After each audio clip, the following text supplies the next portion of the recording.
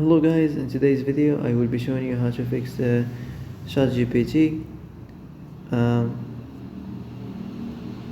how to fix Chatgpt stop working problem. So the answer is easy, just to go to the settings, then scroll down to the apps section, and then go to the search and search Chatgpt, and then go to the storage, and here you will find this clear cache option. Click on it. Now you can go check it if it worked, and if it didn't, you can try to restart your phone or turn the Wi-Fi off and on, or the Bluetooth or the airplane mode. Also, you can try to clear data, but be careful. If you clear data, all this application's data will be deleted. This includes all files, the settings, the accounts, the databases, etc. So be careful if you want to clear your data.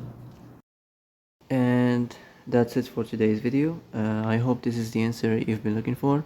If you like this video, don't forget to like and subscribe, and see you in the next video. Thanks for watching.